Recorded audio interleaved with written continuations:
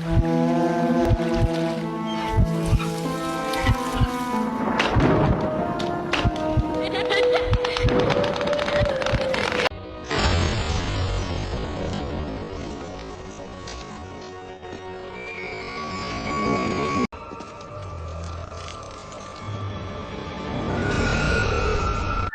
Everyone, welcome back to our channel dark diaries voice. இன்றைக்கி நாம் பார்க்க போகிற ரியல் பேய் ஸ்டோரி என்னென்னா, 20 வருஷமாக மூடி கிடக்கிற ஒரு பள்ளிக்கூடத்தை பற்றிய ரியல் ஸ்டோரி. பகலில் பார்த்தா உடஞ்ச ஜன்னல், தூசி படிஞ்ச பெஞ்சு, செடி கொடைகள் முளைச்ச ஸ்கூல் கிரவுண்டுங்க. ஆனால் நைட்டில் அந்த ஸ்கூலுக்குள்ளே இருந்து ஒரு பயங்கரமான சத்தம் கேட்கும், அதுவும் ஒரு பெண் குரலில். ஆனால் 20 வருஷமாக யாருமே இல்லை. ஸ்கூல் பாலடைஞ்சு மூடப்பட்டு பராமரிப்பு இல்லாத ஒரு ப்ரைவேட் ஸ்கூலுங்க. இந்த பேய் ஸ்கூல் ரியல் ஸ்டோரியை தான் இன்றைக்கி நாம் கேட்க போகிறோம். அதுக்கு முன்னாடி இந்த மாதிரி கோஸ்ட் ரியல் ஸ்டோரி உங்களுக்கு பிடிக்குமா? இது உங்களுக்கான சேனல் தான், சப்ஸ்கிரைப் பண்ணிக்கோங்க. உங்களுக்கும் இந்த மாதிரி பேய் அனுபவங்கள் ஏதாவது இருந்தால் அதை நீங்கள் உங்கள் விருப்பத்தோடு நீங்கள் எனக்கு ஷேர் பண்ணலாம். ஸ்டோரியோட ஃபர்ஸ்ட் கமெண்டில் நம்ம இன்ஸ்டா லிங்க் கொடுத்துருக்கேன், அப்புறம் டிஸ்கிரிப்ஷன்லேயும் லிங்க் இருக்குது. நம்ம இன்ஸ்டா ஐடியை ஃபாலோ பண்ணிவிட்டு உங்கள் கோஸ்ட் எக்ஸ்பீரியன்ஸை எனக்கு ஷேர் பண்ணுங்கள். நான் கண்டிப்பாக நம்ம டார்க் டைரிஸ் சேனலில் போஸ்ட் பண்ணுவேன். நம்ம சேனலோட அடுத்த ஸ்டோரியாக உங்களோடதாக கூட இருக்கலாம். வாங்க ஸ்டோரிக்குள்ளே போகலாம். அர்ஜுன், இவருக்கு 23 வயசு ஆகுது. காலேஜ் எல்லாம் முடிச்சுட்டு வேலை தேடிட்டு இருக்காரு. இவர் பிறந்ததே வளர்ந்ததே எல்லாம் சென்னையில் தான். இவருக்கு சின்னதாக ஒரு ஆசைன்னு கூட சொல்லலாம். என்னென்னா, இவருக்கு பேய் பிசாசு இதெல்லாம் இருக்குன்னு நம்புகிறாரு. ஆனால் வாழ்க்கையில் இதை உணர்ந்ததும் இல்லை, பார்த்ததும் இல்லை. இவரோட ஃப்ரெண்ட்ஸ் 4 பேரும் சேர்ந்து ஒரு முடிவெடுக்கிறாங்க. என்னென்னா, இந்த பழைய பங்களா, பழுதைந்த வீடு, சுடுகாடு, இந்த மாதிரி ஹாண்டட் பிளேஸுக்கு போய் நம்ம ஏன் கோஸ்ட் எக்ஸ்ப்ளோர் பண்ணக்கூடாதுன்னு அவங்க இருக்கிற ஒரு ஏரியாவில் பக்கத்தில் ஒரு சுடுகாடு இருக்குது, அங்கே போகலான்னு முடிவெடுத்து நைட்டு ஒரு 12 மணி இருக்கும். அப்போது கேமரா, லைட்டு, மைக்கு எல்லாத்தையும் செட் பண்ணி சுடுகாட்டுக்குள்ளே என்ட்ரி ஆகுறாங்க. ஆனால் அந்த சுடுகாட்டில் அந்த அளவுக்கு பெருசாக எதுவும் இல்லை. இதை சோசியல் மீடியாலையும் அப்லோட் பண்ணி வியூஸும் ஒரு அளவுக்கு போகுது. இப்படியே ஒரு சில இடங்களுக்கும் போய் கோஸ்ட் எக்ஸ்ப்ளோர் பண்ணிகிட்டு இருக்காங்க. ஆனால் வியூஸும் ஒரு அளவுக்கு தான் போகுது. ஒரு நாள் அர்ஜுன் லைவில் பேசிகிட்டு இருக்கும்போது அப்போ ஒரு கமெண்ட் வருது. அந்த கமெண்ட் என்னென்னா, அண்ணா, திண்டுக்கல் சைடில் ஒரு ஹாண்டட் ஸ்கூல் இருக்குது. 20 வருஷமாக மூடப்பட்ட ஒரு ஸ்கூல். அங்கே நிறைய பயங்கரமான சத்தம்லாம் கேட்கும். அங்கே போய் பேய் இருக்குன்னெல்லாம் நிறைய பேர் அனுபவிச்சிருக்காங்கன்னு சொல்கிறாங்க. உங்களுக்கு தைரியம் இருந்தால் அங்கே போய் எக்ஸ்ப்ளோர் பண்ணுங்கன்னு கமெண்ட் வருது. இவரும் அதை பெருசாக எடுத்துக்கல. திரும்ப அதே கமெண்ட் வருது. ஒரு 7-8 கமெண்ட்டுக்கு மேலே அந்த கமெண்ட்டு திரும்பவும் வருது. அந்த ஸ்கூல் பற்றி அடுத்தடுத்த கமெண்ட்ஸும் வர ஆரம்பிக்குது. இப்போது அர்ஜுன், இவருக்கு க்யூரியாசிட்டி வந்து ரொம்ப ஆர்வமாக இருக்குது. அவரோட ஃப்ரெண்ட்ஸ் 4 பேரில் ஒருத்தருக்கு கால் பண்ணுறாரு. அவர் பேர் கார்த்திக். ஃப்ரெண்ட் கார்த்திக் கிட்ட கால் பண்ணி, மச்சி, ஒரு ஹாண்டட் ஸ்கூல் ஒன்று கிடச்சிருக்குடா அப்படின்னு சொல்கிறாரு. கார்த்திக், டேய், லாஸ்ட் டைம் போனப்போ பேய் மாதிரி என்னத்தையோ பார்த்துட்டு ஓடி வந்தது மறந்துட்டியா? வேண்டாண்டான்னு சொல்கிறாரு. அர்ஜுன் உடனே, மச்சி, இது வேறு லெவலில் இருக்கும்டா, வியூஸ் பறக்கும், நாம் 2 நாள் கழித்து போகலான்னு முடிவெடுத்து 2 நாளுக்கு அப்புறம் கேமரா, லைட்டு, மைக்கு எல்லாம் எடுத்துகிட்டு திண்டுக்கல்லை நோக்கி கிளம்புறாங்க. காரில் தான் போயிட்டுருக்காங்க. ஆனால் போகும்போதே இவங்களுக்கு நிறைய தடங்கள் எல்லாம் வருது. என்னென்னா, கார் டயர் வெடித்து பஞ்சரும் ஆகுது. கார் டயரெல்லாம் ரெடி பண்ணிட்டு போகும்போது ஒரு காட்டு பாதையில் ஒரு பன்றி ஒன்று குறுக்கா வந்து காரையும் அதோட கால் மேலே ஏற்றுறாங்க. ஒரே ரத்தமாக இருக்குது.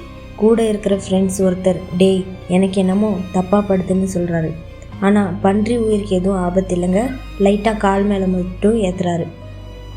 ரத்த காவெல்லாம் வாங்குது அப்படின்னு சொல்கிறாரு. அதையெல்லாம் பெருசாக எடுத்துக்காம அர்ஜுன், டேய், அதெல்லாம் ஒரு பெரிய விஷயமா?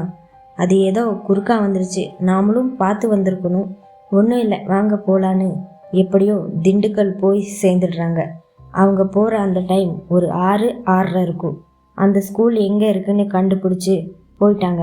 அந்த ஸ்கூலுக்கு உள்ளே போகிறதுக்கு முன்னாடி ரோடு ஓரமாக ஒரு பழைய போர்டு ஒன்று இருக்குது.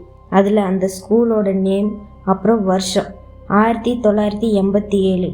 அந்த ரோடு கூட பாதி உடஞ்சிருக்கு. உள்ளே போகிற பாதை ஃபுல்லாக செடி மரங்கன்னு புதர் மாதிரி இருக்குது. லைட்டாக இருட்டவும் ஆரம்பிக்குது. இப்படியே கொஞ்சம் தூரம் நடந்ததுக்கப்புறம் ஸ்கூல் தெரியுது. அந்த ஸ்கூலோட கேட்டு உடஞ்சி துருப்பிடிச்சிருக்கு. அந்த கேட்டை ஓப்பன் பண்ணி உள்ளே போகிறாங்க. கிளாஸ் ரூமோட ஜன்னலெல்லாம் உடஞ்சி ரொம்ப அமைதியாக இருக்குது. ஆனால் உடனே ஒரு சத்தம். என்னடான்னு பார்த்தா பெல் மாதிரி ஏதோ சத்தம் கேட்குது. கார்த்திக் அப்படியே பயந்து உறைஞ்சி போய் நிற்கிறாரு. டேய் கேட்டியா அப்படின்னு சொல்கிறாரு. அர்ஜுன் சிரிச்சுக்கிட்டே, டேய் காற்றுல ஏதாச்சும் அசைஞ்சிருக்குண்டான்னு சொல்லிட்டு கேமராவை ஆன் பண்ணி இப்போ ஸ்கூல் ஃபுல்லாக காட்டுறாங்க. இப்போ ஒரு கிளாஸ் ரூம்குள்ளே போகிறாங்க. அங்கே இருந்து தான் கொஞ்சம் கொஞ்சமாக பயங்கரமாக மாற ஆரம்பிக்குது. விக்கின்னு இன்னொரு ஃப்ரெண்ட் இருக்கார்.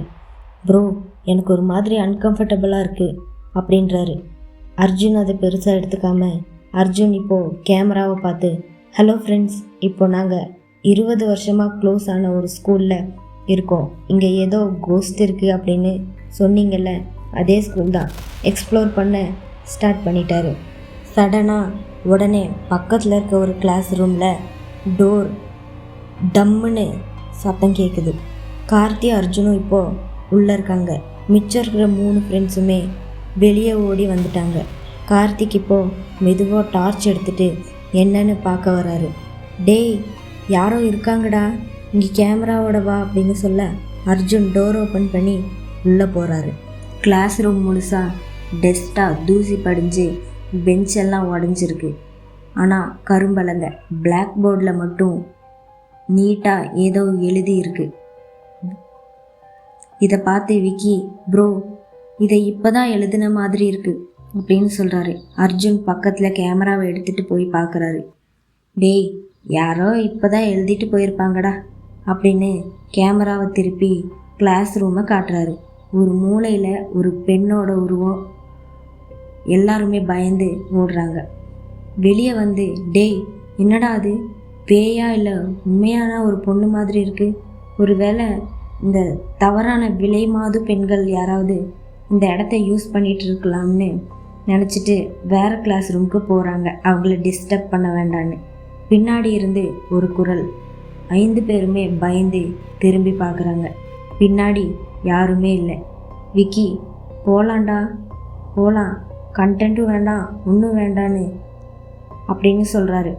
அர்ஜுன், இவ்வளோ தூரம் வந்துட்டோம், கொஞ்சம் பார்த்துட்டு போகலான்னு இப்போ அர்ஜுனும் கார்த்தியும் முன்னாடி போகிறாங்க.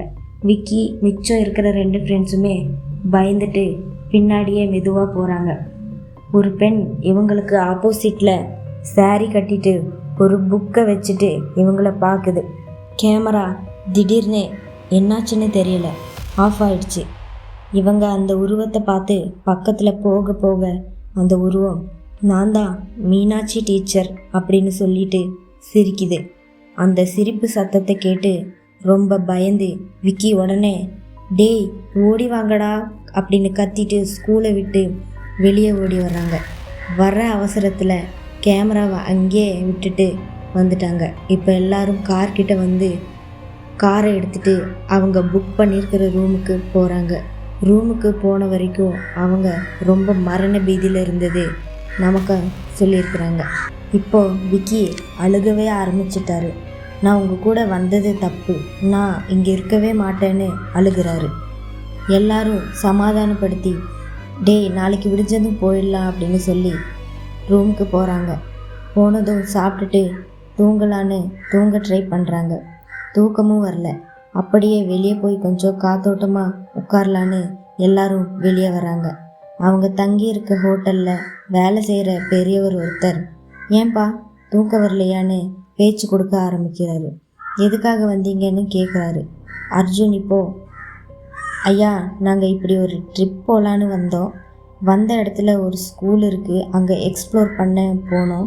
அங்கே ஒரு பெண் உருவம் ஏதோ இருந்தது அப்படின்னு சொல்கிறாரு. அந்த ஸ்கூலை பற்றியும் சொல்கிறாரு. உடனே அந்த பெரியவர், அங்கே எதுக்காக போனீங்க தம்பி, அது ரொம்ப ஆபத்தான இடம். ஆல்மோஸ்ட் அந்த பக்கம் யாருமே போக மாட்டாங்க. அங்கே ஏதோ அமானுஷம் இருக்குன்னு சொல்கிறாங்க அப்படின்னு சொல்ல ஆரம்பிக்கிறாரு. ஒரு 20 வருஷத்துக்கு முன்னாடி மீனாட்சின்னு ஒரு டீச்சர் அந்த ஸ்கூலில் வேலை செஞ்சிட்டு இருந்தாங்க.